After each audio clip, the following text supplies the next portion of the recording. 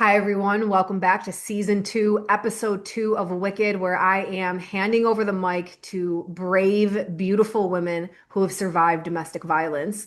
Today, we're going to listen to my friend Jax's story, which is another pretty severe story. And we're going to get into the nitty-gritty of the details. Of course, there's always a trigger warning. This one does also involve gun violence. So if this is any major trigger to you, just be warned that this does come up in the episode quite frequently. So let's get to her story.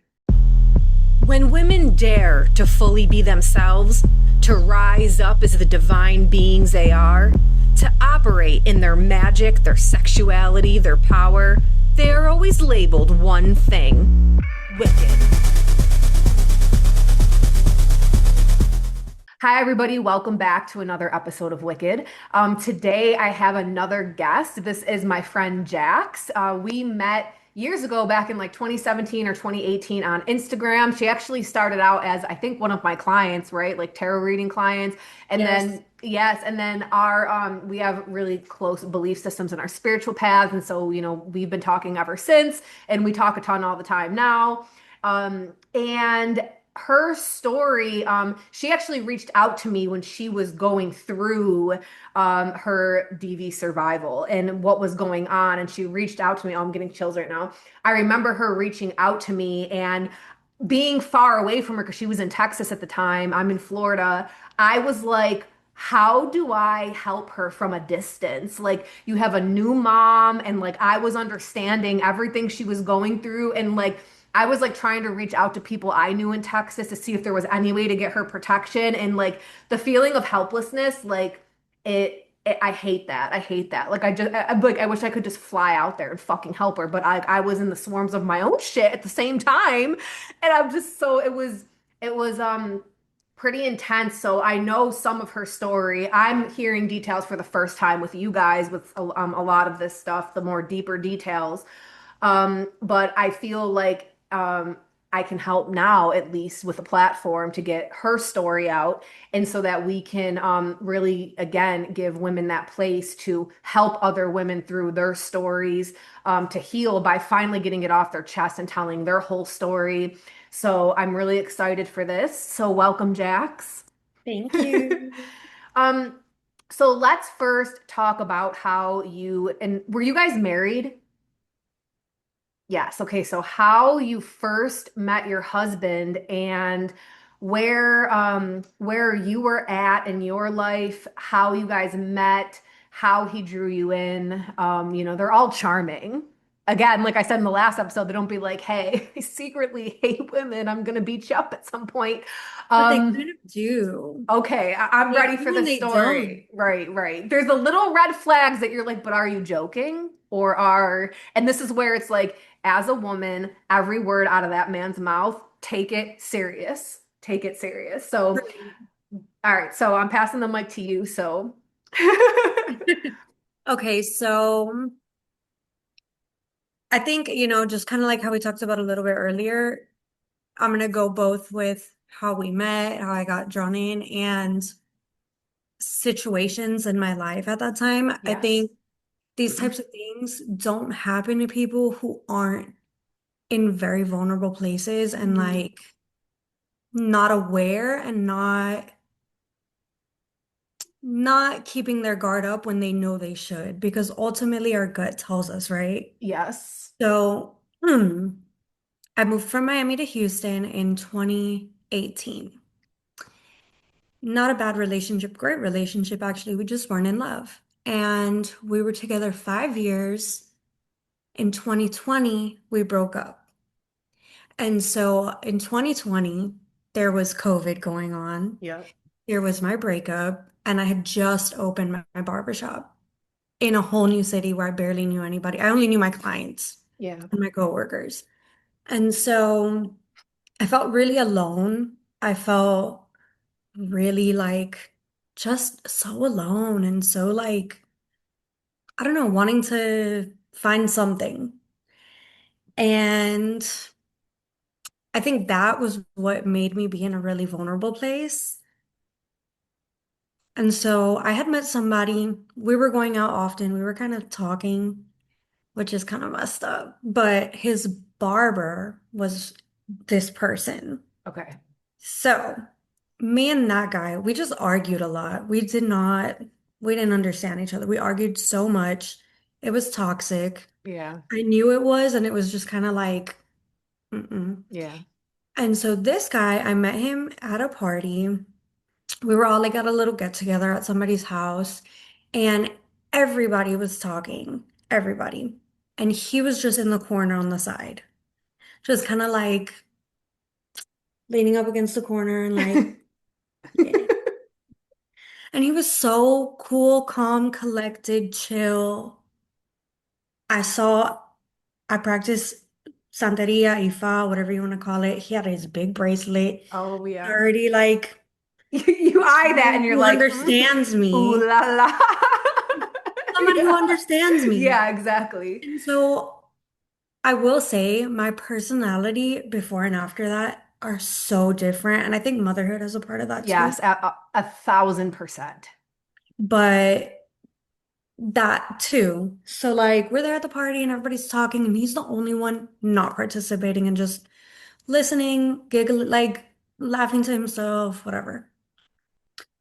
And I'm like, and what about you? Like join the conversation, come. Like I wasn't physically attracted, but there was something about him that I was like, why are you not including yourself? Like talk, be part of this. Like you seem cool too, you know?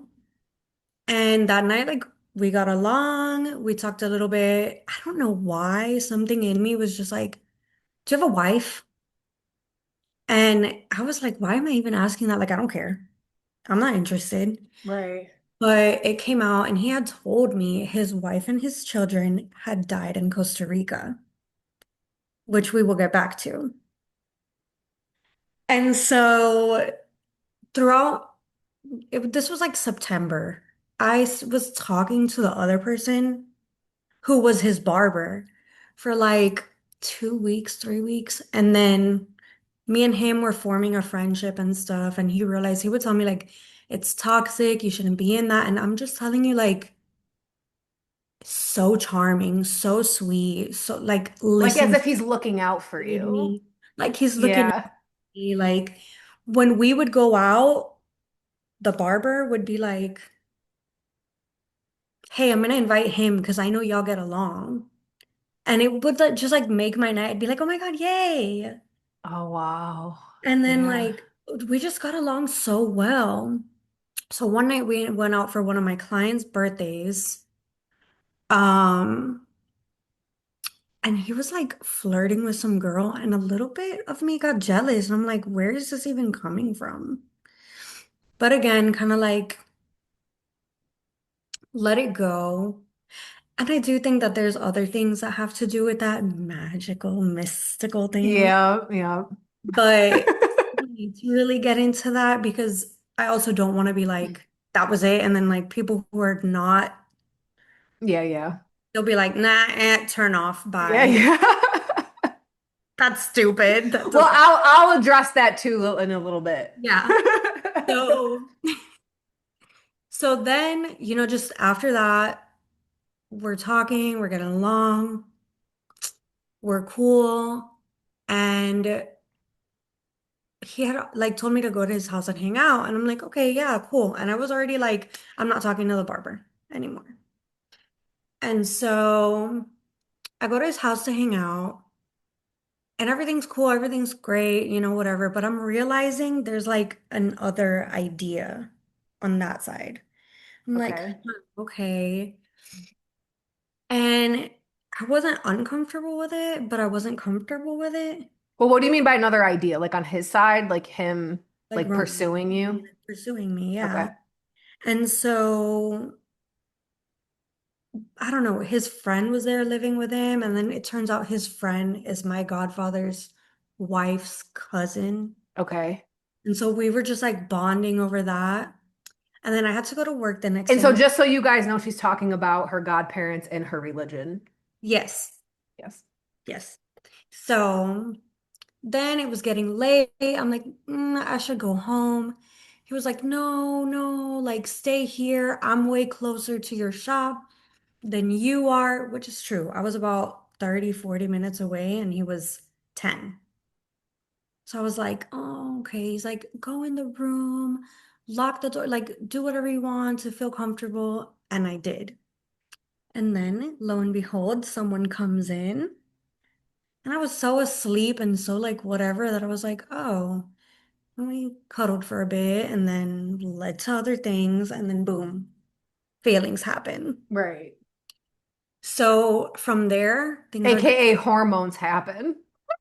yeah, Bonding hormones happen in the woman's brain, and all of a sudden we're not thinking right. yeah. So, so like it was a little awkward, but then, bonding hormones. Yeah. And so from there, just things bloomed. Things were good. This was October already. Like October, November, one of his sisters came. Everything was great. And actually, let me backtrack a little bit because just to go into warning signs. Okay, yeah. Um, or is that kind of out of No, no, go ahead. We'll just flow with Okay. whatever. So as we're like getting to know each other and talking and stuff, and even before I went and hung out at his house, I had asked him again, like, we're friends now. So like, or you would think, 2 weeks, 3 weeks of knowing somebody, you're not really friends with them. But also, kind of we're gonna get into that too. Hispanic culture, Latino culture, we get so we bond quickly. Hmm. And so like typically with us, the first time you're together. Okay. Yeah. It's like quick. Yeah, yeah. Um, so we're friends, everything's fine. I don't know, it's a few weeks in, maybe a month in, and I'm like, what happened to your wife and your kids? Like, if it's a sensitive topic, I'm so sorry. You don't have to talk to me about it. But like, what happened? And he was like, no, I just said that because they're basically dead to me. And I was like, that's crazy to say, but what happened? And immediately with him like telling me that and explaining the situation, I'm getting alarm systems, Right. but I'm like being in a vulnerable state, just being a type of person who wants to see the good in everybody. Hmm. And, realizing also too, sometimes people say things that they don't mean. Hmm. Maybe it just came off wrong. Who knows? We Justify. we make our own, yes, we make our We own make justification. justifications It's because it's true. like sometimes too, it's like in our minds, like there's no way somebody could be that bad. Like, because you were not. Like we don't behave that way, so it's like beside us. And that's naivety. And unfortunately, like I mean, I gained most of my intelligence around men because of my last relate. Like that's how we grow, unfortunately, is like going through the like if that was to happen now, it would be like, yeah, no, goodbye. I wouldn't even talk block. Like, So, you know? yes, that's the one thing is like it's so important to recognize self-awareness is number one because Mhm. something that's so important for me and like what I want to get into and everything eventually is prevention Mhm. for women and then also I mean and men too, but mostly women and then like help for people who are in it. Yeah. But prevention is a really important thing for me because if you're already in it, it's a lot harder than knowing to not get in it or like Mhm. how to recognize the signs of like, Yes. It's turning the past experience into wisdom, and that's how you don't remain a victim. Like yes. you turn that into wisdom to carry forward. See, and I don't like to think of myself as a victim. As a matter of fact, I think he's the victim. I think he's the victim to his own self because he has to live with himself every day. He has to do the hard mental work and craziness of trying to convince himself. Which But my isn't, we'll get into, intention, yeah, we'll my get into that. They're yeah, they're already insane. Like he already did that in his first relationship, right? Like exactly. they take on the persona of victim very easy, and then it's like they live in this bubble of reality that they've created. and then they have to pull you into that bubble. So my guess is when he was describing what happened, he was such a victim of it, and it was Such a so, victim. and he made you feel bad, and then because you're naturally nurturing and caring, you're like, oh my God, but yeah, now that wouldn't work anymore. So that's But exactly what but happened. yes, they're very good. My Mhm. ex is the same way, very good at playing victim so that you think that they, oh my God, the world's just against you, isn't it? It depends because there's also different types, and I Right. don't say this loosely. I think it's important to not throw around medical terms because like people are like, "Oh, I'm OCD," or "Oh, I'm bipolar," "Oh, you're this," or "Oh, you're that," and that's not good. First of all, it's so Yes. unhelpful. But he's textbook narcissist, and there's Yes. different types of narcissists, Correct. and just because somebody is abusive, harmful, or even has narcissistic traits. We all have narcissistic traits. Right. That doesn't Traits mean versus it's actual NPD narcissist. disorder is like it. And again, the whole concept of the bubble, of the, like, it's an actual mental disorder, like that. Yeah. And their reality is based off this bubble that they have created, and they have to Mhm. pull you into it, or else, like, their bubble can't explode no matter what. So Mhm. they will have all kinds of, and like, they actually think that's reality. They do not see True. themselves as like, they are convinced that their reality is truth. So like you, and so they speak from like their reality, so it makes it feel real when you're hearing it. It lets Mhm. you know what to look for. Mhm. So again, alarm bells. Hmm. And I think it's also important to recognize, are the alarm bells about the person or about the situation? Like, oh wait, there's more to the situation, or like, oh wait, this person is dangerous. Um, and I didn't recognize that at that time. I just felt the alarm bells and I'm like, oh, it's just because, this is traumatizing for him or something. And so he's explaining to me how as soon as him and his wife and his kids got here from Cuba, that um, basically they were here a couple of years, they left, they came, Cuba, Costa Rica, went up, and that's why he says they all died in Costa Rica. Because that was the last time that things were good with them. And when they got here, everything was terrible, everything was bad. And then apparently she left him. And hint number one, which is an abuser speaking their truth while also speaking the truth, while also making it seem like, but it's not like that, to Hmm. draw you in, Yeah, yeah. was, oh, because she made up all these lies that I was abusive to her and that I was this and I was that. And even the kids are in on it. She convinced the She kids. brainwashed them. Yep. Mind you, they're grown. At Okay. this point, the youngest was born here in the United States. The wife was pregnant coming up, and she was 13, 14 at that time. So they were big. They were Yeah. big. They were old enough to make their own decisions, Yeah. but mom brainwashed them. Right. And so alarm bells, I'm like, let's cabinet that until I will see the truth. And Yeah. that was what I told myself. I will see the truth. I will see the truth. Now, as things are good, we're doing good, we're doing well. Thanksgiving, great. Christmas, great. Thanksgiving and Christmas, though, great. Because, on Thanksgiving, I ended up going home because I was still living on my own and him there, me here. And I realized, or I find out, he had gone just like driving by where his ex had moved to, that she didn't know he knew where she lived. So I'm starting to realize like he stalked her and the kids.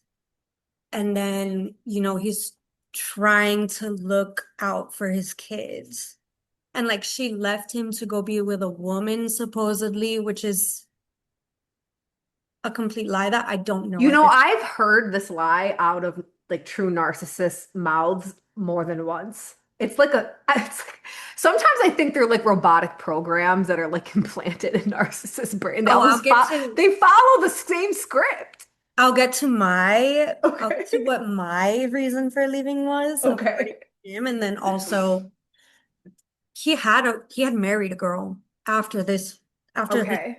like his they weren't legally married, but they were together 23 years. Okay. So he had married a girl. They were together months. They divorced immediately Oh after wow. and then met me Okay. a few months after. So I know about that girl. She's crazy. She's crazy, you know? And I get it. Shoot, I'm the crazy ex to somebody Right. thinking, like, whatever at this point. And I'm like, oh, crazy exes, they happen, whatever. But this whole like 23 years together, three kids, now they're dead to you. She made up all of this stuff to get away from you because she's lesbian. Like, it's not adding up. Right, right. But I'm also like, let me see this out. Let me see this out because he's so good at telling the story. People who had seen him abuse me and seen how bad it got with me were like, I honestly thought his stories were true, that these people were lying, but I'm seeing it live with you Right. and you need to get out. And this was 2 years later. So we will get there. Yes. But Christmas, I went with him to drive by the exorcist. We literally like staked out to make sure that her lesbian lovers weren't in the house with Oh his. my God.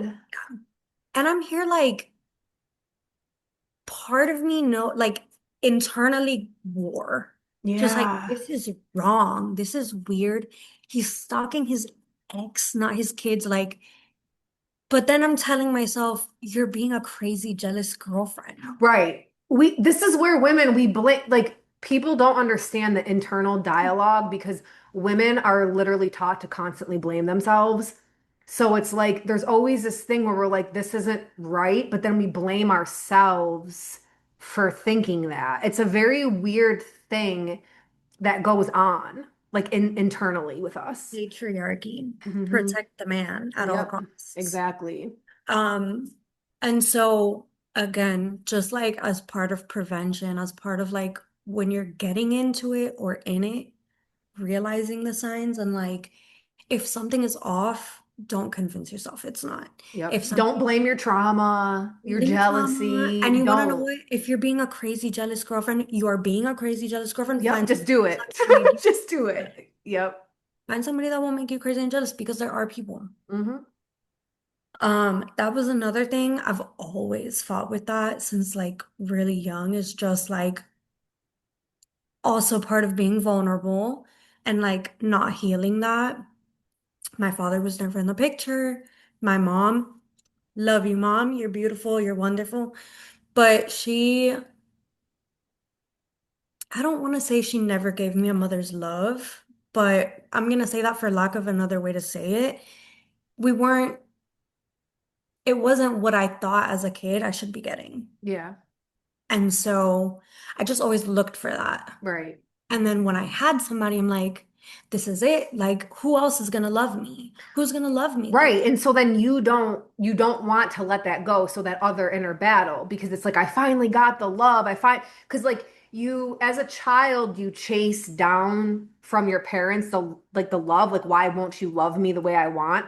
And then when you meet someone, it usually tends to be toxic because you feel like you've done something to be rewarded by them for their love. And that especially the narcissist dynamic, it's like they give you these hits of oxytocin, these hits of love, and you're like, oh, I'm like the inner child, like, oh, I'm finally getting the love that I want. And then it withdraws a little bit, but then you feel like you do something when they do it again, and you're like, oh, I'm finally. So it's this like tug of war happening, and it's another reason why we end up in these dynamics until we heal that part and be like, it's a very internal thing that needs to be healed, or you're forever chasing something external to give that to you, which is very dangerous. Hmm.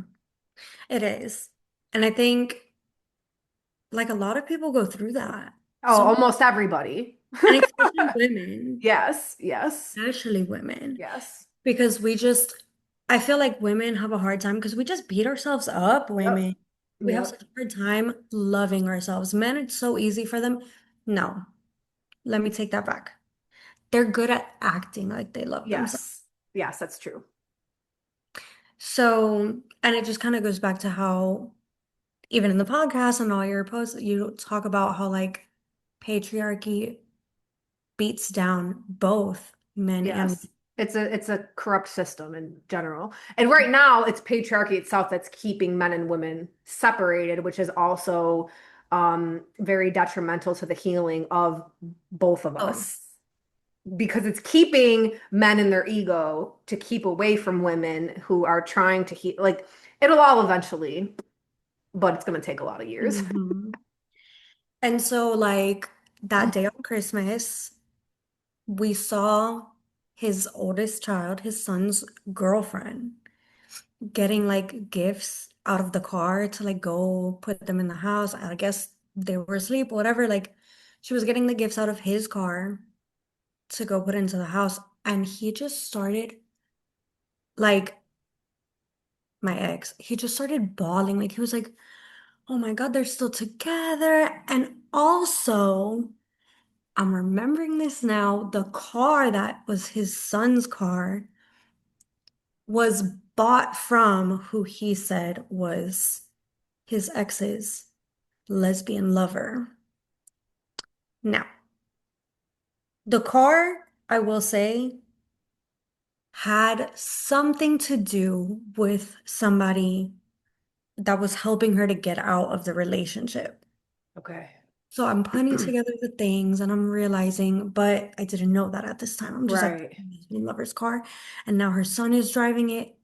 Wow. Like, And then he's um, crying. So you're like, oh, he's so and I emotionally. was just And like, how disrespectful his son, like being all in on that. And then, like, hmm you know, so he's crying. He's like terribly sad, like depressed, like going through it. And I just feel for him. I feel for him. So cool. New Year's comes. Not great neither. I don't know, we got into an argument or something, and then the arguments kind of started from there, like from the holidays. And I just don't even remember what they were about. But they were small, insignificant, stupid, but blow up arguments. yep. And I'm just kind of like, this isn't normal. This isn't normal. And mind you, I had been in an abusive relationship before when I was in high school. I had an ex who would just go at me for like literally no reason. And when I had broken up with him, we literally like fought. Oh my God. And then in the middle of me hitting him hitting me, like both of us just like going at it, he called my mom and he's like, pick up your whore daughter, like pick up your fucking bitch daughter. And I thank God my mom didn't know. I had a long sleeve on that day because it was cold. It was fall, winter, I don't know. Miami cold. And like my mom couldn't see all the bruises I had. Like it was bad. Wow. After that, I went to therapy. I learned the circle, the wheel, the power, Yeah, the cycle of abuse. and then the Yeah. cycle abuse, the power control wheel, like all of Yep. these. I knew these things in my head. Oh my God. And I was going over them in my head as this was going on. And I'm like, but how can someone so emotional and so sensitive and so, Yes. Oh my God, girl. Yep. so beaten down hmm be like that? Yeah. So again, we're telling ourselves we're crazy. This is what happens. Mm-hmm. Yep. And I'm just like, it wasn't really telling myself I'm crazy. I was just like being sympathetic, I guess, to someone who didn't deserve it. hmm Because I might say some things that maybe you or anybody listening might take it wrong, like if or victim blaming, which I'm never going to do because I know my part in it and I can admit my part in it. But that doesn't mean I deserve that. Right. Number one. Exactly. Number two, um, it might sound like I might be like sympathizing, like abuser sympathizing, and no, No. because we're all grown, we're all old enough to like understand how we work and how we function. And again, also that also has to do with culture and stuff, which we will get into.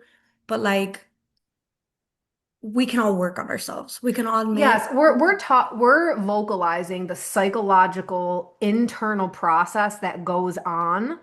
And that is what is healing because this goes on in a lot of women's inner realm and we don't vocalize it. And so even understanding that, okay, I like other women also do this. It's like it's not blaming ourselves or like victim blaming or like it's being pattern sympathetic. recognition. Right. And it's understanding like it's not so cut and dry. It's not when you're in a relationship and there's emotions involved for a female, that will like override logical thinking a lot and then it starts to like shift your reality. Like you're seeing somebody cry and be emotional. So then that nurturing caregiving comes out. And then you already have bonding through sex and oxytocin and all of this to that person that you care for. So it's like that is starting to override logic, even though your brain is like, hey, remember the wheel, remember this, remember. And it's like, but how can it be? So there's like these two parallel things going on in our inner realm. And it And you're makes like in it the middle trying to hard. like, Yes, it makes it hard. which one Yep, is right? Which one's exactly. true? Exactly. And then also I feel like part of it too is like not wanting to be the bad guy. Hmm. But guess what I learned? I'm okay with being the bad guy. Yes. I am Yep. okay with being the Yep. villain. Yep. I'll be the villain in your story. Fine. That's fine. Wonderful. Beautiful. Yep. If you heard it, if it makes you feel bad, let me make it worse. Exactly. Let me make it worse. Um, so all these things are happening. January comes around, and this is our big blow up. So we're moving on from like charming and beautiful to like now things are getting a little toxic. How many months in are we at this point? October to Oh, January. okay. So yeah, this is why it's hard, but you gotta give it the 3 month love bombing window. It literally lasts 3 months and then things will start. The red flags will get flaggier. They'll get redder. They'll be waved in your face. 3 months. And in those 3 months, again, these people will tell their story and will tell you the truth, but twist it in a way that makes it sound Yes. different. Yeah. Like, oh, They're so good at it. she said I was abusive. The kids are in on it. Like, yeah, of course they are. Of course they are. Because they saw what you did. They witnessed it. They saw what you did to them. They felt it. They were there. Like, Yep. they experienced things with you too. So, January. Mind you, I find out in January the I can just like freely, right? It doesn't Yeah, matter yeah. anything. Yeah, Like yeah, you're not gonna go. get flagged for anything. No, no. This is Okay. my own podcast. So good. So drugs were involved. I was thinking it was like coke, it was meth. Oh shit. Yeah. I know how that affects people's minds and stuff.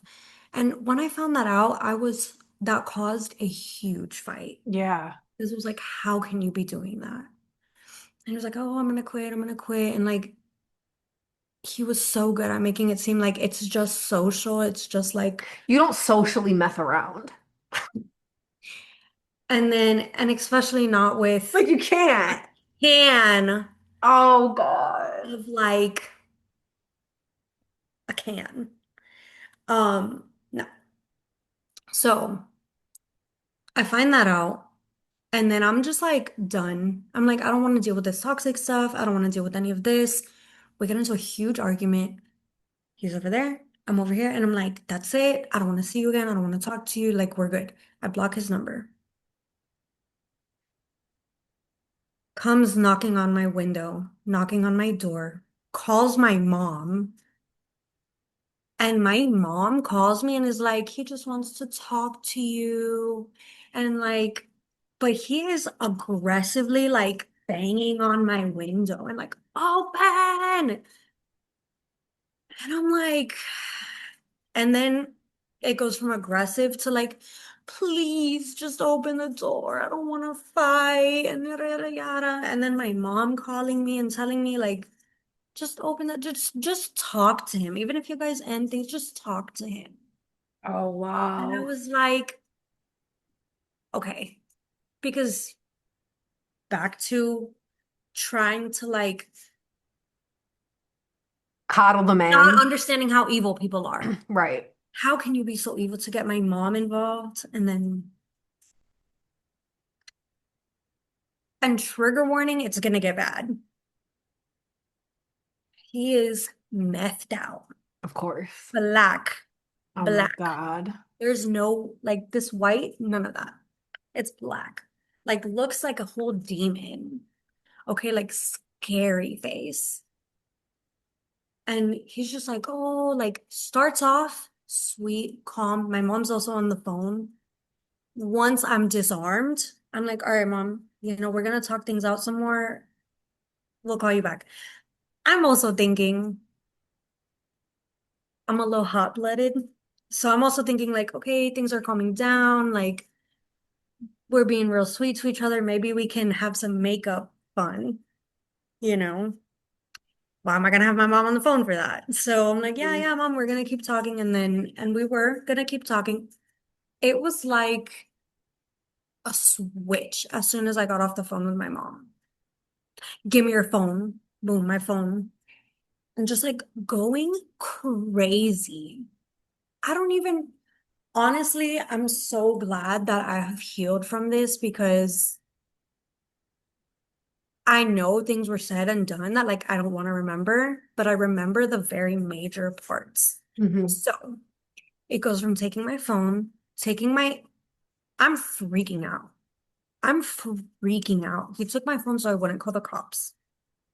He ended up taking my Apple Watch so I wouldn't call the cops. While he made a hole in my door because he was in my living room and I was in my room and I was gonna call from my Apple Watch. Gets his unregistered, completely illegal gun, and he keeps pointing it to me, pointing it to me. I have never dealt with those things in my life. Up until this point, my mom had a fear of them from issues from childhood, instilled that fear into me. And like, those are the worst things in the world while I'm living in Texas, by the Yeah, way. yeah. So, like, I didn't know anything about them. And he's pointing it at me. And I'm just like, oh my God, like, and so I don't know, like it went from the living room to the bedroom to the bathroom in the bedroom to like back to the living room, back to the bedroom. My Apple Watch was taken, my phone was taken. And it got to the point where he would like put a pillow in my face. And he was like, hold the pillow because I don't like to see people's faces when them. And I have no idea where it came from. I just took the pillow and I'm like, no, because if you're gonna do that to me, you're gonna look me in the eyes and be a fucking man about it. Like, I was like, you're not gonna be a little bitch. You're gonna look at me and you're gonna fucking do it. If you have the balls to do it, you're gonna fucking do it. And I'm like, you won't let me call the cops? That's fine. Don't worry about it. There's other days for that. But if you're gonna murder me, make sure that you're looking me in the eyes like a fucking man when I go. And he didn't want to. And he didn't want to, and he didn't want to. And then things got crazy. I locked myself in the bathroom. Like he almost broke down the bathroom door. I had to, you know, to calm things down, be around him again. And just like he stabbed me with a pen. He was forcing me to go to sleep. And when trying to force me to go to sleep, like he had the gun under his pillow. And I just knew like if I get up from this bed, he's going to grab that gun again. And so what happens? He Oh, it's like uncomfortable to say. Yeah, yeah, you're good.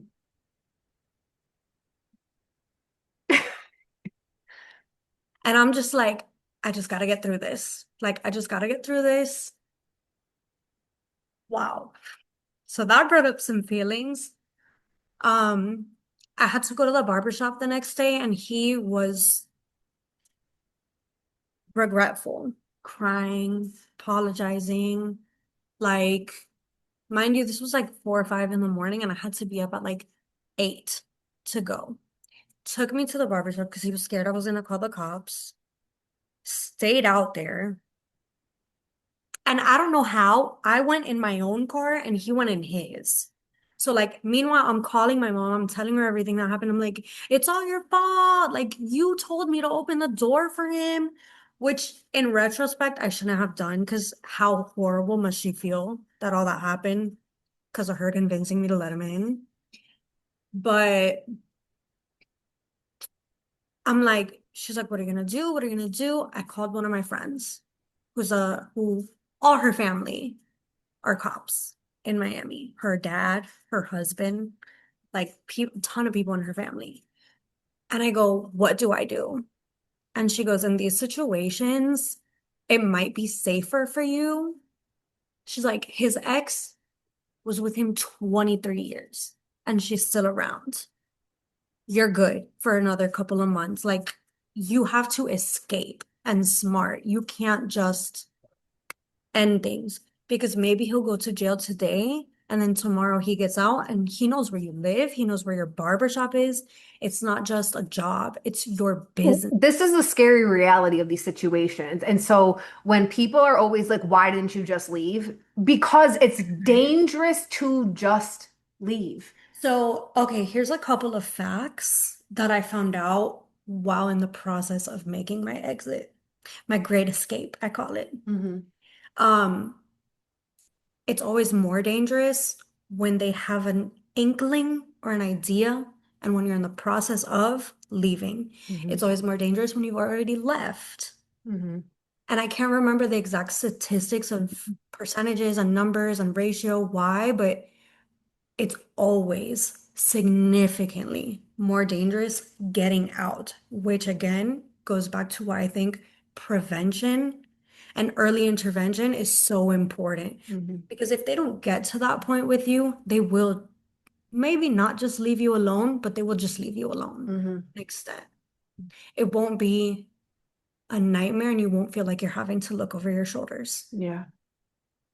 So that was the very first blow up. 3 months in. Wait, October to November, December, 3 months in. Holy shit. And we moved in together a month later. After this happened, And it was because, again, this whole time I am, how do you say erizado? Like with goosebumps, just like skin crawling, like on attention, like when is the next thing gonna happen? How do I do? Like, how do I not have another fight like this? And I'm like, okay, I'll figure it out. I'll figure it out. And I just had those words from my friend's phone call when I was at the barbershop while he was waiting for me outside the day after all of that was just, if she lasted 23 years, you can last another couple months. And I was like, I got this. Like, I've been through it before. I know how to get out. I'm grown now. There's a way out. I got this. And let me tell you, I did not got this. no. We do not got this. No. Do not tell yourself I got this because it can and will get worse. The first situation is always going to be light work. Yeah. So So you're thinking it can't get worse. I'm thinking it And can you're get worse. right. And you're thinking about what your friend had said of like, okay, I have to act like things are okay and then plan an escape that is unconscious to him. And the plan was get my ass back home to Miami. Like, we're better. I'm in a city where I don't know anybody but my clients and my Right. ex-coworkers. This person who knows where I live, knows where I work, knows it's my business. It's not just something I can just up and leave. Hmm. Oh, right. You have a whole business. Yeah. So you're in survival mode in your head, trying to make the best choice for your life. And oh my God, girl, this is insane. And Hmm. this is, there's so much I want to say in this because, like, to people that have never been in abusive relationships, like you don't understand what goes on when you're thinking about your life and what is the best way to preserve it. And so, like, someone on the outside could be like, why the fuck would you move in with this person? But like internally, you're like, how do I stay alive? Because I can't, it's not like I can just say no. It's not like I can just you just had a gun and held to your face, a pillow put over like you're so there's now all these new sets of adrenaline hormones running through your body. You think at any moment he could just off and kill you. So it's like, how do I make it look like and play the role of I'm still in love with you. I'm always going to be there, but then also in the back of my head secretly be planning a safe exit. Hmm. Yeah. And so that night, I also I relied so much on my like spirituality too. And I think that's what gave me the strength to be like, look me in my eyes when you do it. Yeah. Shit. Because I something just told me, I don't know, I had my elekis. Hmm. I only had my elekis of Orula and Oshun was my crown. And that's like for people who don't know Santeria Ifa, Orula is like our Jesus Christ. He is like he's the divinator. He's the one that like knows the past, present, and future. And he'll tell you like, do these things, avoid these things. And like these are things that can possibly happen depending on how you move. He's who saves the world. That's why I say he's like Jesus. And then Oshun is my patron saint, we'll say. Hmm. That's my mother. And so I was just like looking at him like, Orula's not gonna let you do anything to me. Oshun's not gonna let you do anything to me. I was like, I don't know why, but I bet you if you click, it's not gonna boom. So go ahead. And I honestly, ever since I was a child, I've had so much like death anxiety. It's been a thing I have lived with forever. I will have straight up panic attacks, like I'm gonna die one day. And somehow, when I have a gun to my face, I'm getting threatened with exactly that reality. I'm like, go the fuck ahead. And like I was ready. I was like, if he clicks and it booms, that's what's meant to happen. And if he clicks, it's probably not gonna boom. But if it does, either I'm gonna survive or I don't know. But I was like, I don't think this is gonna happen. Something in me, I was like, Orula's not gonna let you do it. Oshun's not gonna let you do it. They're not gonna let you like crazy. Holy shit. So then, boom, survival mode happens. Survival mode hits. It's just how can I navigate this in the safest way? Yeah. And people who have not been in it don't understand. It is not as easy as, well, that was a major deal. Call the cops and be done with it. Right. Again, like my friend said, who has experience with these types of things. She also had been in an abusive relationship and was able to get out of it and everything too. So she knows. She's Hmm. speaking from experience.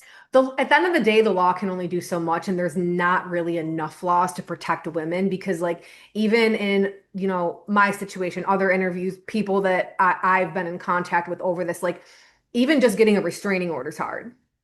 So it's like, and then if it doesn't go through, now the other party's pissed that you even attempted, and you still have to go home to that. And then Let's you're be not, real it's though. Even a restraining order it's a is piece of just a paper piece because of the cops still have to get there in time. they do. And so with this, I knew, just like my friend said, jail today, out tomorrow, Hmm. apartment. job. Like, we live in Houston. It's a big city, but it's also small. Hmm. So, like, what, I just can't go out anywhere now? Right. What, I can't go, like, to the same place I was going before? No, no. So, I gotta be smart. Hmm. And so, Waterworks, I'm so sorry, starts to show me a little bit, which I only know a little bit regarding guns, but like he showed me I didn't even have the clip in. The reason why I kept going like this was to make sure there was no bullets in there.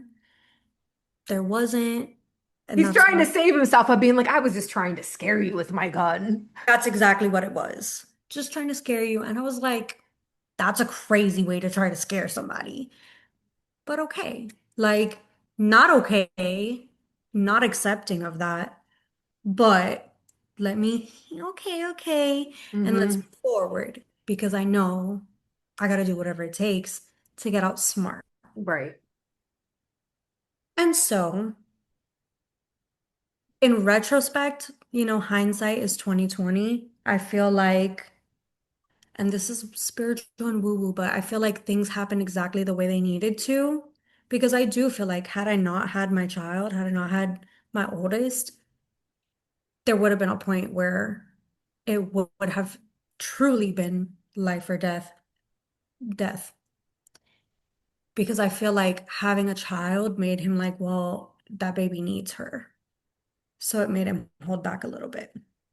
And I will say, when things got tough and things got bad, you could tell him holding back because I Wow. am 5 feet.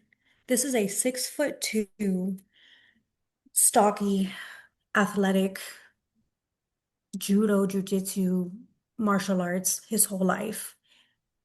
From like bloodlines, like great grandfather, grandfather, father, him. Just in retrospect, I feel like part of it,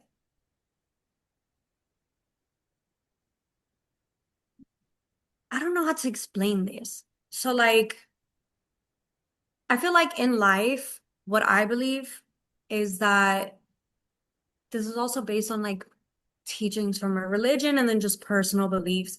I feel like we do have a destiny, but just because I feel like destiny is not what people think it is. They don't think it's like this is going to happen this day because it's destined to. Like, no, I think destiny is fluid to Hmm. where like there's a blueprint and there's markers that you absolutely have to and will hit, good or bad. Hmm. And then there are some that maybe you can avoid if you just make the certain choices to avoid those things, Hmm. good or bad. And so I feel like it was destined for my son to be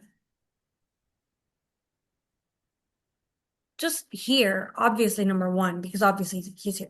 And two, a part of me getting out. Hmm. Because I honestly do feel like if he was not around, I probably wouldn't be either. This is And especially how fast it happened. when uh when you become a mother, the mother bear instinct kicks in, and it's no longer about your life, it's about your child's. So that's usually when women are in abusive situations, we finally just like are like fuck it, and we pedal to the metal with it because it's once the when the baby's there, it's like your mothering instinct will kick in and then be like, it's about my baby's life now. Because like we care about ourselves only so it's like we care about ourselves, but it's like you care about your baby more than you. And something We don't, clicks in your we head where care it's about ourselves like, only so much because think about it. Somebody disrespects your mother, you're gonna defend her before you defend yourself. Somebody mhm, disrespects your child, you're gonna defend them before you defend yourself. It'll be like, say whatever you want about me, but my kid or my mom or my yeah, sister. yeah, So, um, just back into it. I'd like to take a pause to talk about culture because yes. I think I can't speak from experience, but I think a lot of minorities, people of color, the worldly majority. I think we are taught similar things. Um, Hmm. and especially in the like Latino Hispanic community, we're taught like, first of all, nobody ever thinks like, oh, these types of things can happen to me. Everybody's always on optimistic, you know? Hmm. So you're like, oh, everything's fine. Like it's not, maybe it might be toxic, but it's not gonna be that toxic. And then also we're taught to put up like, especially as women, it's like, so what, you're just gonna be alone your whole life? Or like, are you gonna raise that baby by Yeah. yourself? Or like, well, it's better. There's a saying, and I have to like translate it in my head. It's like, it's better the known evil than the unknown good. And Okay. like people were telling me these things. Like, it's better Right. the known evil than the unknown good. I'm like, yeah, but when the known evil can like I don't know. Right. Right. So these are things that are like ingrained into us. Yeah. Like you're ingrained to like just survive. Hmm.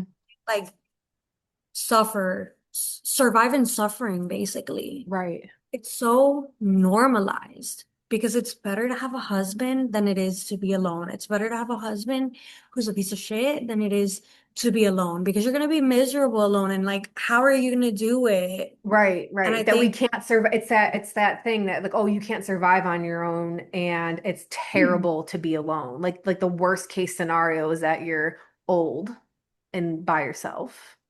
And I think that that's what women are waking up out of right now is like it's yeah. actually better to be alone and have my peace than it is to like coddle some grown man who's abusing me every day and putting up with that shit.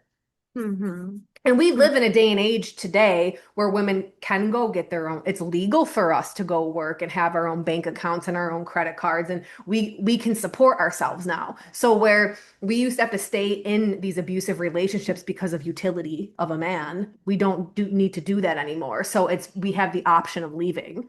Like maybe, yeah, convenience. It is a little more convenient, but Right. not to say that it's impossible. And as hard as it Correct. could be in the beginning, it doesn't have to be. Right. Like there are plenty of successful people who do it well, you Yeah. know? Yeah.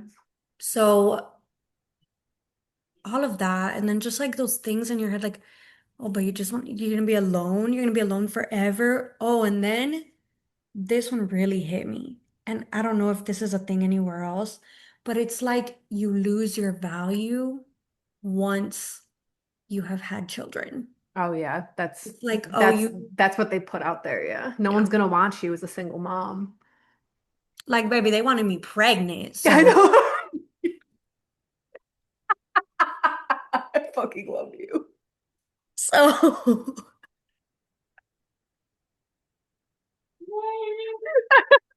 so these things are like culturally ingrained in us, and you have to unlearn them. You Hmm. have to unlearn the toxic things that you're taught as a child. Yeah.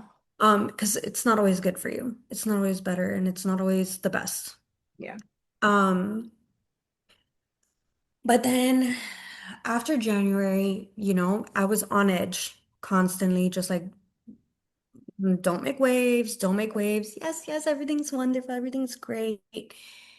And in my head, trying to plan, but nothing really made sense to me because, again, I had that in my head, just like, where am I going to go? What am I going to do?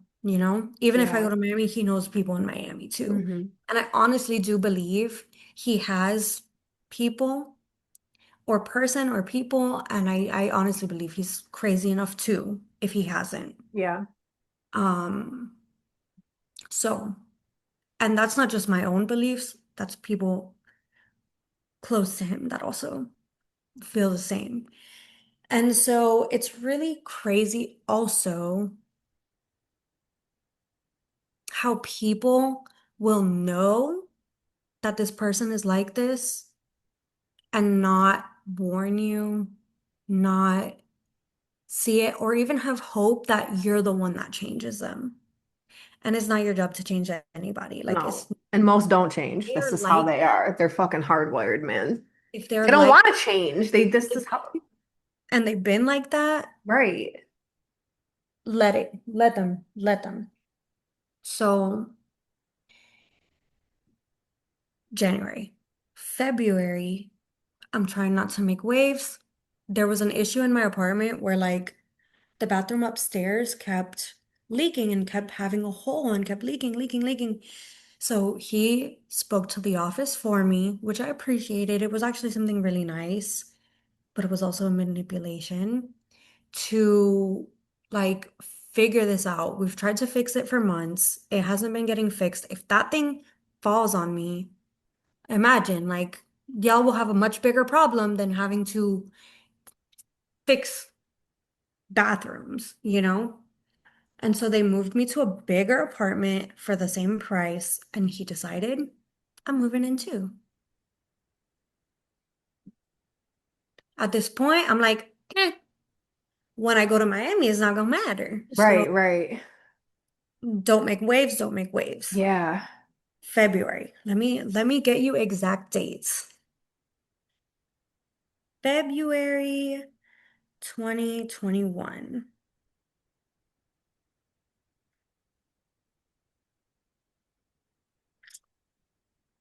Okay. By February, so late January, early February, we're already moved in. February, he wants to have a baby.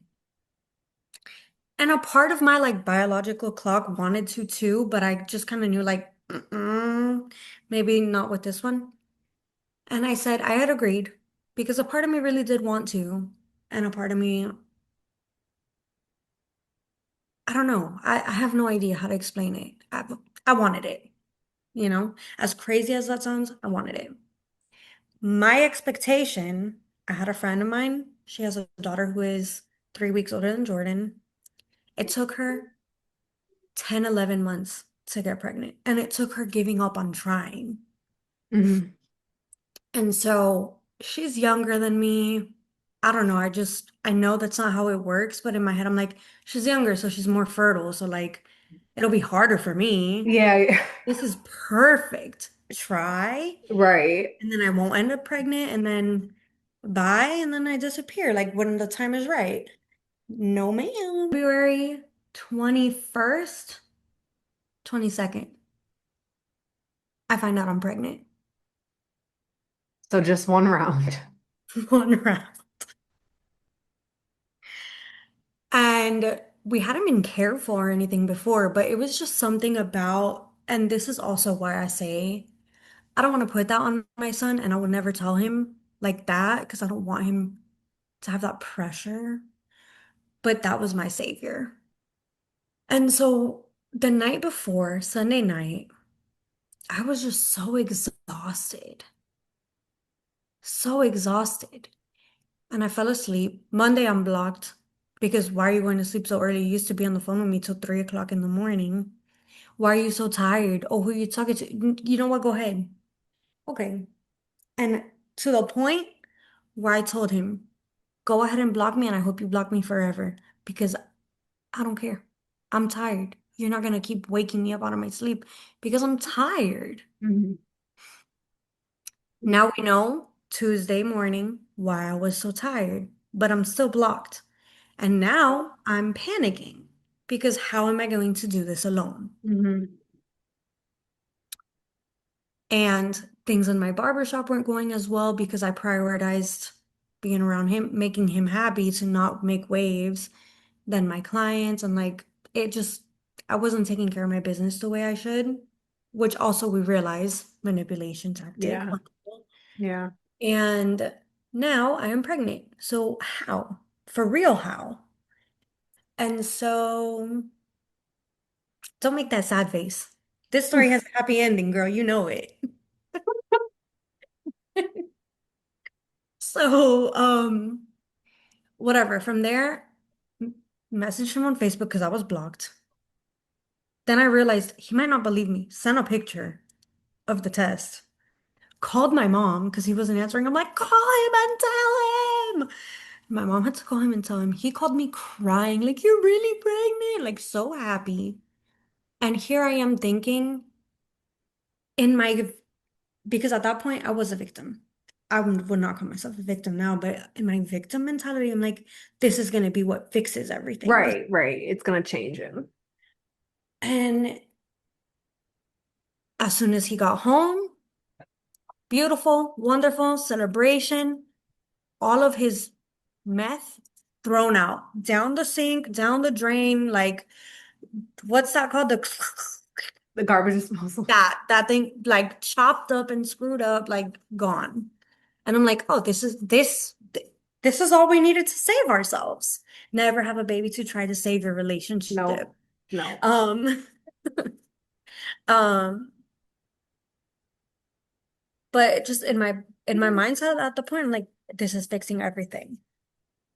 Things are great, and this is where you will realize they will be wonderful. They'll be the best, the sweetest, the most charismatic, the most charming, perfect partner for however long they can hold it for. Hmm. March, we're in Miami, big blow up. And so I don't remember what happened. I had to pretend to sleep, didn't sleep that night. The next morning, I'm like on edge, on edge, on edge, trying to plan with my friends, like, how are y'all gonna get me? Bad. Well, I got to my mom's house and I'm like, open the door and just let me run in. Girl, I ran in and I was there for a couple of days. Cops were called on him. He didn't want to give me my ID, didn't want to give me my wallet, didn't want to give me my Medicaid card for my pregnancy. Like, super crazy. Days go by, things calm down. I get suckered back in. Boom. Until from then on, everything was fine. When we got back to Houston, things were tense. They calmed down after a few days because it only takes a few days. Yeah. Things were fine, literally from after that trip until Jordan was born. And here's another little pro tip. Until you're married and until you are pregnant, a lot of times they can even hold it until then. Oh yeah. Until you are married or pregnant, that's it, you're trapped. Most of the time, and this is what was in my case, it will come out during pregnancy when they're not the center of attention anymore. Yes. And you need to be the center of attention, and they can't handle that. Yeah. And this is why a lot of this is when women realize who they're actually married to. And it's in the pregnancy and then especially in the postpartum. Mm-hmm. It gets so bad, and then that's when it's like the mother's like, I got to get out. Yep. Yep. And so my son is born October, December, things get bad. Phone is broken. I am basically kidnapped again, locked in my own house with my mom there till I'm blue. My mom had to pull him off me. And things were just so crazy. I called the cops. Okay. They took 3 hours to get to the house. Oh my And God. after those 2 or 3 hours, things were just so crazy. I went running to my neighbor's house. And I ran to my neighbor's house. They let me in. We called the cops. And I said, why haven't the cops come? I told you guys he was threatening to kill me. Oh my God. And they're like, oh, because when they got there, they called you. And since you didn't answer the phone, they didn't know whether or not to still come. But Wait, you what? They should be busting down the door then because you could be dead. That's exactly what I said. Oh I my said, so God. why didn't they buzz? And I'm like, look, do not have them call me again. Because if I'm gone, my mom will give you guys the biggest lawsuit you have ever seen, and you will not see another dollar ever, not even to pay your own cops. And I was like, because how are you going to tell me? Like, I literally was telling you he had a gun, he this, he that.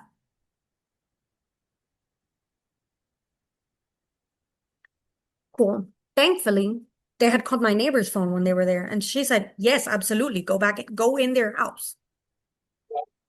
And so we're in the living room. He's blocking the front door, waving his gun around. Oh my God. which is not registered and illegally purchased, by the way. He bought it from his friend, who then, after, instead of like registering it to him, they called and was like, hey, my gun is stolen. So that if anything ever happens, it's not linked to anybody. Oh wow. And so, waving it around.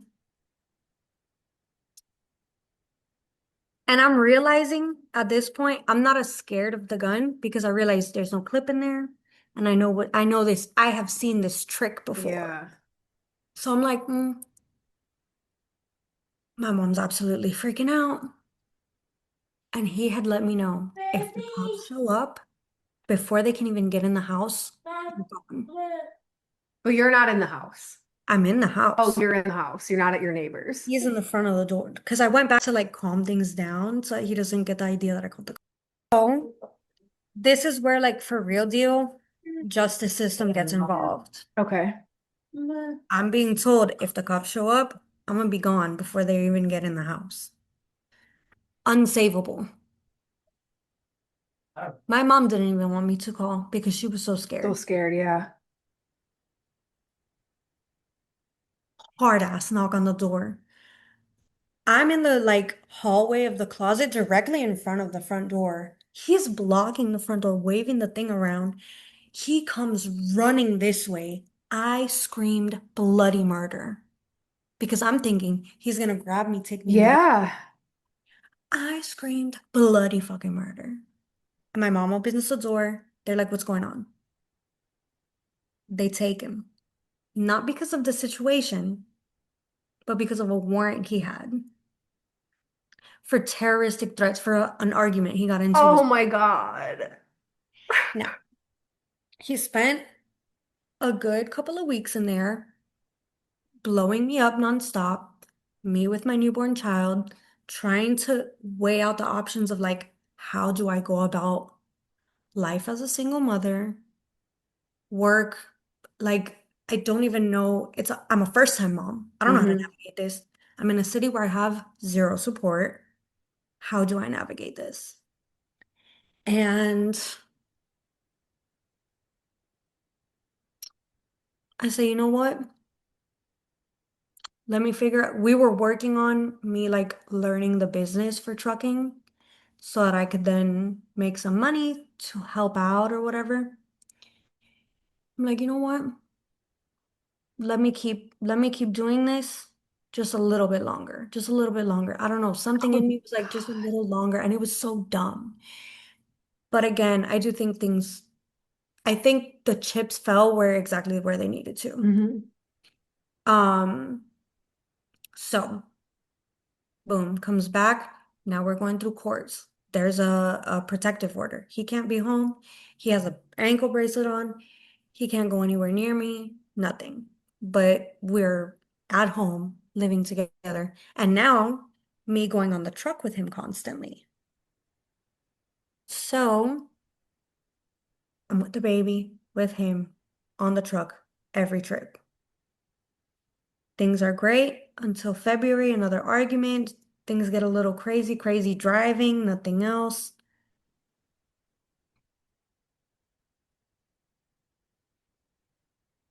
March, again, something. I don't remember. Crazy argument. June and July is what did it. June. June, his family, his cousin, and his cousin's wife come to stay with us because they're planning to move to Houston to have a better life because you know how South Florida is. And I'm so thankful they came because Jordan was already at an age where he was starting to crawl. Hmm. His cousin was going to start working in the truck with him. It was the perfect excuse to not, oh, I can't go in the truck. The baby's gonna go crazy being in the truck. He wants to crawl around. He wants to walk around. Yeah. He felt like I had a chaperone because his cousin's wife was there. So it was like, oh, she has a chaperone. Yeah. Armed. And I was like, and you know, how crazy is that? Like you, your cousin, and me, all three, and a baby, all three of us in the truck. Like it's too many Yeah. people. It's Yeah. uncomfortable. The baby's gonna be stressed. Like you're not gonna do that to your son. And this was after, thank God, I was able to convince him because I don't know how. With all of that, I was able to convince him because we had just had an argument right there in June where he took the gun out of me in front of his cousin, put it to my head, put bullets in the clip, and put the clip in and said, "This time is not a joke." And when he pointed it to my head, his cousin got the gun out of his hand and was like, "You're crazy." Jordan was right here, and freaking out because of the tension. So his cousin took the gun. "You're absolutely crazy. How are you gonna do that?" And let me tell you how bad it is when you are in it. Ladies, when you are in it, do not be ashamed. Even with all of that, I already, thank God I'm self-aware enough because I could already movie screen watch myself trying to justify this time. And he said something that clicked for me. And what he said that clicked for me is his cousin screaming at him saying, "The baby, be careful." And he said, "I don't care." That That's I when don't you real, yeah. saved That's me. when your brain could no longer justify. I was already starting to try to like justify this. It's the stress. Maybe he's on nothing, like starting to try to justify. And then that "I don't care" saved me, saved Jordan, and honestly saved him because I would have probably tried to put him in a ditch too. And at that point in the relationship, I was honestly, he kept his two guns in a book bag under our bed. He would sleep on me. He would wake up as soon as I got out of bed. So I was night after night contemplating, thinking, how can I get that? And how do I use it in a way that I know I don't need to do twice? Once, one and done. I honestly was to a point that I thought I had to go that far. I told myself I wouldn't get like this. I was to a No, it's point that I okay. told myself that I really thought I had to go that far to be able to continue my life. And thank God for the laws in Texas. I was like, I know it'll be justified. I'll be off clean, good, fine. Um, so after that, that I don't care, it saved everything because that's when I knew like there was no hiding it anymore at that point. And I all I had to wait was one more week, 1 or 2 more weeks. I don't even remember. It was nothing compared to the 2 years I had already been. Yeah. And so like I just want to stop and say like you're talking when you're in abuse, like I unless you women listening to this understand when they've been in abusive relationships, but those that have not that are listening, like months of brainwashing occurs that you are not realizing that is happening, that is changing the way you think and perceive reality. And you are now thinking and perceiving reality exactly how your abuser wants you to perceive their reality bubble. Like they've pulled you in. So there's this like, again, like you're saying, like the justification, like you come up just like they justify their actions, you somehow start doing that You too. justify it too. Yeah, it's a very it's They like teach you how to do it. yes, they like literally hold your brain in their hands and until you're out of it and you have to be out of it for months, like no contact, no nothing. You look back and it's like where was my fucking brain? But it's like they had like you're thinking like a different person. Like you're like that's not me. How I was I think thinking also like this? self-awareness is a big thing on what level you're at with how was I thinking because after my son was born, I knew like even looking back, I understood my thinking. I was like, I was just trying to survive. I was just trying to get out because when it's like that, it's not. break up and be done. It's Mhm. not It's not. get out and figure it out. It is an escape. June, hearing that, no me importa, I don't care. That was it for me. And that's one thing I realized. As much help as we want, as much help as we need, until you have your snapping point, nobody's going anywhere. It's true. In December, I had looked up resources, I had found help, I had found everything, trying to figure out what my next steps were. And I just wasn't in a place where I wanted to go into a shelter yet. Um, but it turns out you are 80% more at risk of being the abuse being fatal when they have put their hands on your throat. Oh, wow. 80, I want to say it was 80% more. I don't remember now, but I just remember the number 80. So 80% more at risk. It's more dangerous for an abuser to put their hands on your throat than it ever is for them to just hit. Because putting your hands on your throat, you can actually, without enough care, Right. thing happen. And so that rang in my head constantly. And once that I don't care came out of his mouth, I knew it was time to go. So I only needed to wait a couple of weeks for his job to send him back on the road with his cousin. That the argument that happened was him and his cousin doing their drug test, doing everything, like literally preparing to go. So it might have not even been a week. I honestly don't remember that whole time. Yeah. Well, especially when you're postpartum. Hmm. There's just so much going on in a woman's body during that time between sleep deprivation, hormones, like you are in the thick of it. Like you don't even, you don't realize how much in postpartum you're not thinking straight until after postpartum, like two Hmm. years after postpartum. You Hmm. look back and you're like, even like when it's regular, you're just like, damn, I was not okay. Like it's And no, even when there's you're no regular, space for you're women in never as society. Like, go ahead. no, and even when you're regular, you're not Right. the same as even before having No. this. And now you're dealing with the stress hormones, brain manipulation. Like there's just so much. And it's like again, like the women that are watching this that understand because they've been through something similar, like looking back like what was going on in your body. And it's not you, it's like you can't until you experience it, words can only do so much. You know what I mean? And then, like you said, there's like that one clicking point because, like, even in my own, which it was never as bad as what you're describing. Like, I was so fogged up Thank though. God Like, it wasn't. I know, and I was so fogged up in postpartum, and like I was like, there's no way this could be happening.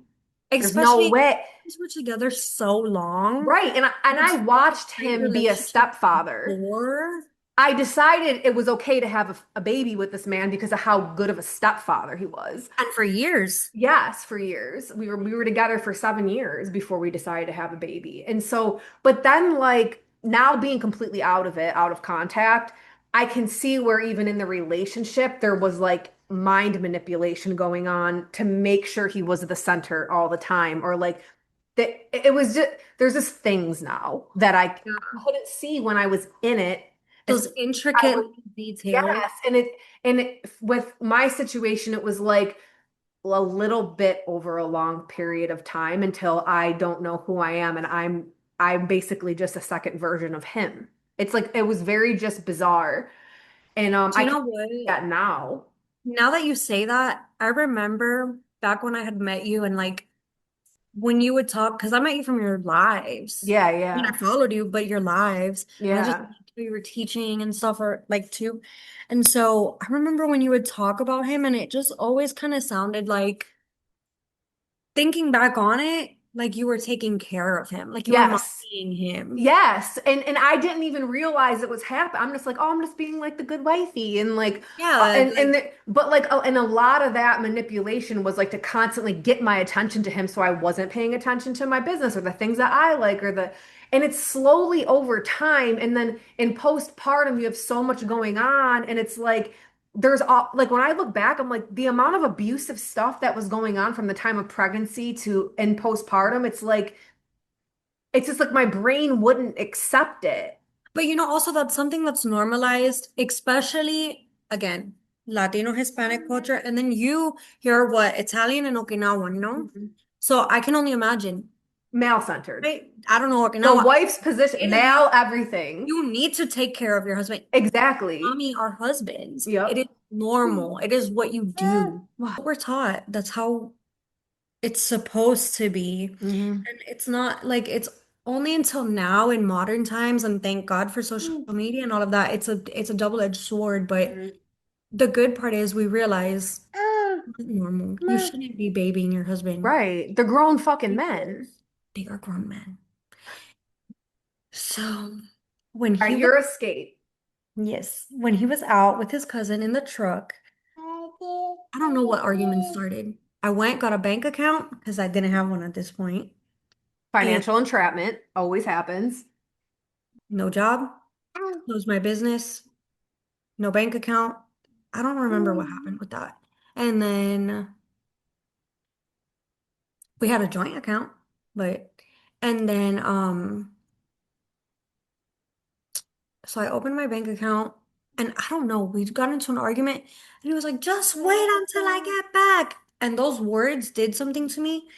I went, got boxes, got everything I could. I had two cars. I had my first car I ever bought, and I had a big old Tahoe.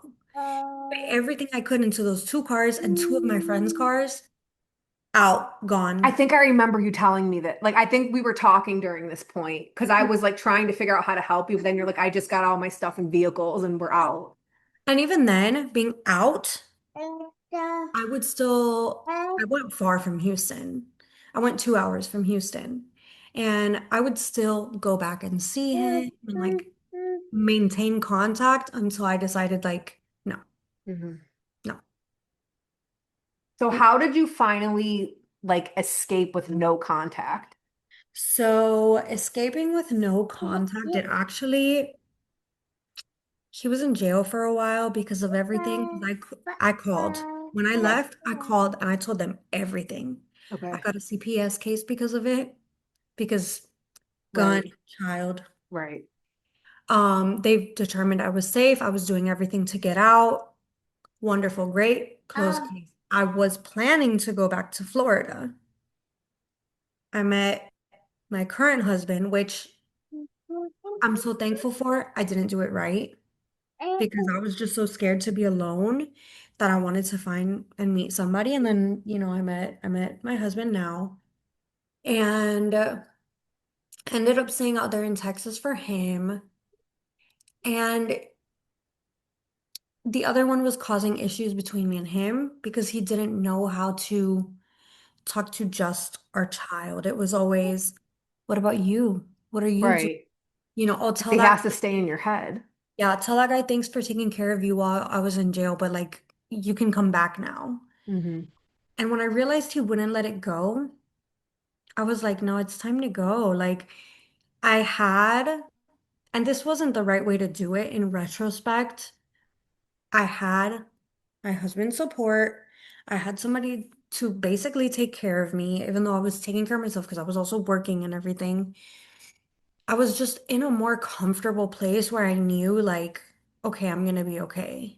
He Well, is, this is why support is so important. Like, and then you have somebody else also to help you think clearly. And you're out of it, so you're thinking more clearly now. But it's the reason why women stay is because of lack of support, yeah, because for of me, it was like a isolation. funnel process Yes. where, like, in it, lessen it, lessen it, lessen it, lessen it. Okay, now we are done. Yes. And maybe that's not the best way. It was the way that worked for me at that time. I would say cold turkey is the best way. hmm but I also know it's not that easy. Mhm. So do you have like a protective order for like you, is that why like he's not around and My divorce, it took so long because he refused to sign divorce papers, refused right. to do anything. It was so much harder. And my lawyer had to do a little extra digging, but I had remembered just from things, his ex of 23 years had a lifetime protective order. So, in Texas, there are levels to protective orders. They do the original one for like 30 days, 60 days, whatever it is. Then you go to court and they determine, are they going to give you a like a hard protective order, which is going to be at least 1 year. Hmm. Normal is 2 years, just to be safe. If it's real bad, they'll give you 5 years. And then if it's real bad, it will be lifetime. Now, what that means is after your 2 years, you can go back to court and renew it. They Hmm. don't need to be there. You can go by yourself. After 5 years, whatever the time is that they give you, you can go back to court and renew it. This woman never has to go back to court and renew it. That Okay. man will never have the right to be anywhere near her. So my lawyer finds this out. I didn't even know if it was true or not. I just know he had told me that, like in his crying and whining, like, look Yeah, what she yeah. did to me. It was a lifetime. And like, how did she get that? And da da da da. To, oh, I know why. Because imagine what 23 years of what she went through. Right. Right.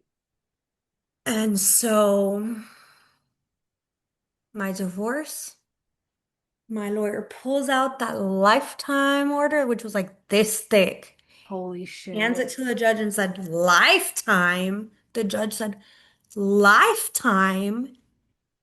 And my lawyer says, yeah, I've never seen that in the state of Texas either. My divorce, clean. He needs, because I fought with my lawyer. I said, I don't want him to have anything. No, Right. nothing. Take his rights away. And she said, I don't know. They won't typically do It's that. hard. And so they didn't take his rights away, but what they did was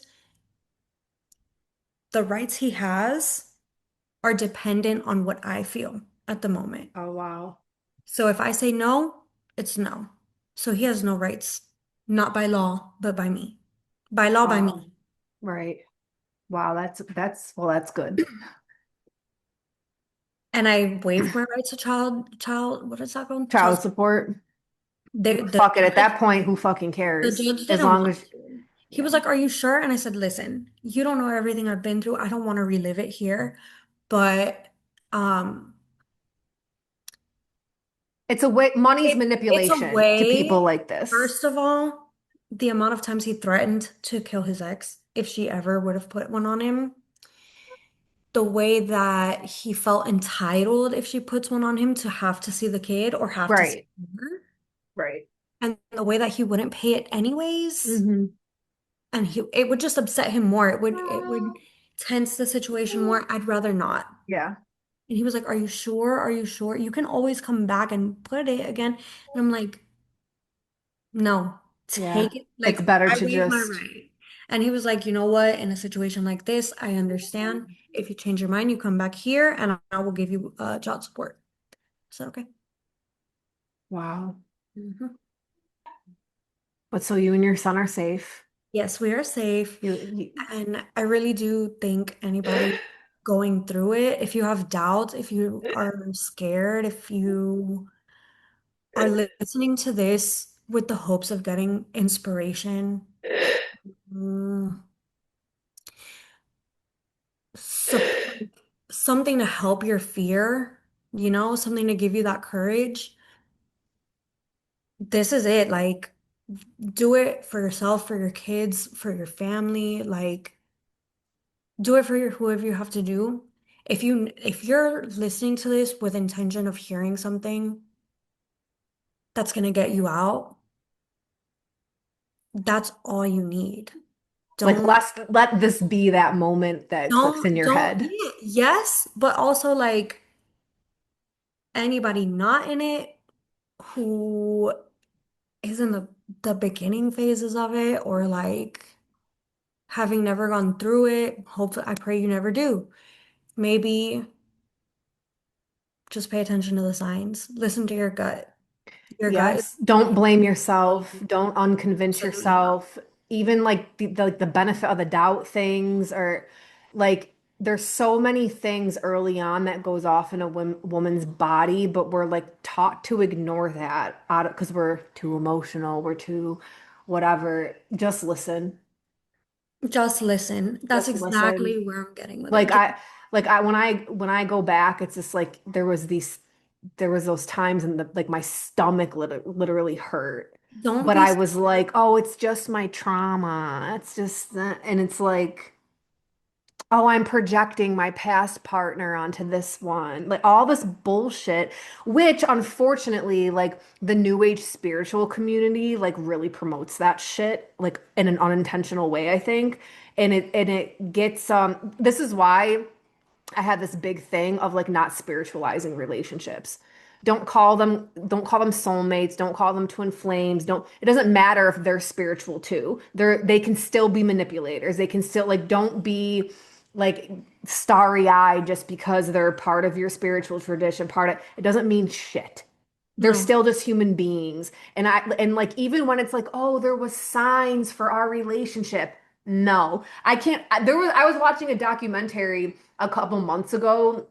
It was Hmm. actually about somebody who got this woman that got killed in Florida. And this guy was like a total master manipulator and like he proposed to her and when he was doing it a dragonfly came and landed on her ring finger and she's like so like it was like she took it as a sign that they were like meant to be together and it's like and she's dead now. So like not spiritualizing shit when it comes to relationships, but like the red fucking flags need to be your sign. And You know what maybe, I mean? maybe you do need to be in that relationship, and maybe that's what you need to realize, like to listen to your gut, to trust yourself, to not, don't let it get as far as so Yeah. many have. Yeah. I think it's so important because also I'm thinking with my brain from being in it right now. I would have heard this and been like, but so what? I just have to at the Right. first thing, everybody, no. Right. I No, know. there's a difference between getting a red flag on somebody and a red flag on what is a situation of like, maybe that wasn't okay. Maybe they're not telling the truth. Nobody's obligated to tell, and oh my God, do not trauma dump neither. Yeah. Don't trauma dump because people take advantage of that. So, like, something with spirituality, old school spirituality, the best spirituality. Like, if you think of those people, they're stoic. You know hmm nothing about them, you hmm know little about them. You see what they want you to see, and that's how we should be. That's hmm how we should be. Um, and then, one day they'll just pop up out of nowhere and be like, "Yeah, I really went through it." And you're like, "What? What do you mean you what?" I never saw that. Of course you didn't, because you shouldn't. Yeah. It's not as like sucky as this is to say, it's not anybody else's problem to deal with, here about, or anything your shit. And Mm. like, I appreciate you so much.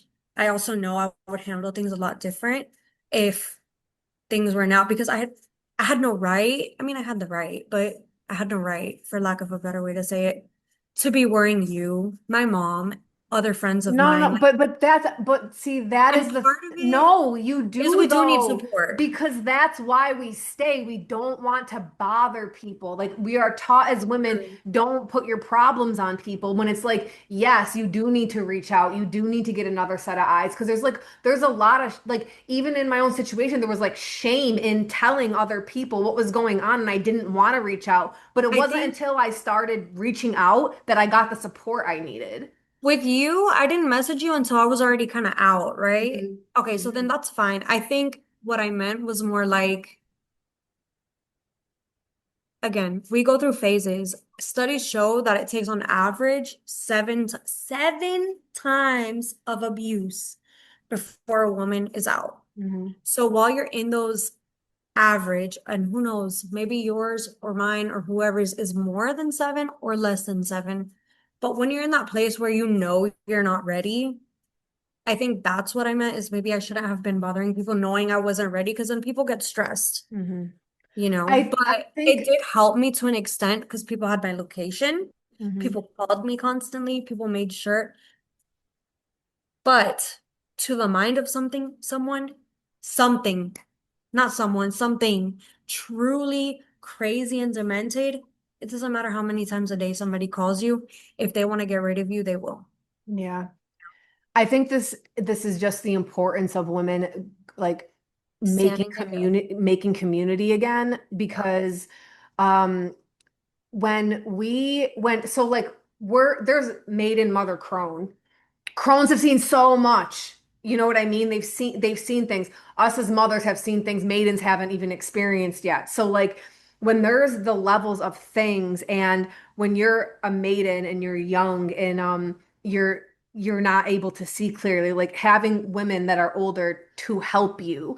And I know sometimes it's not like that, right? Like you're calling your mom like, "Oh, just let him in, just let him in." But like right now we are in a space where females are very awakened and we're not taking shit anymore and we are understanding the game and we know that we've been abused and our grandmother's been abused and our mothers have been abused, so it's like we know what to look for now, and so when we're in community and you're not hidden away, we can be like, hey, that's a red flag when you're not able to see it, and things can be Yes. stopped early on.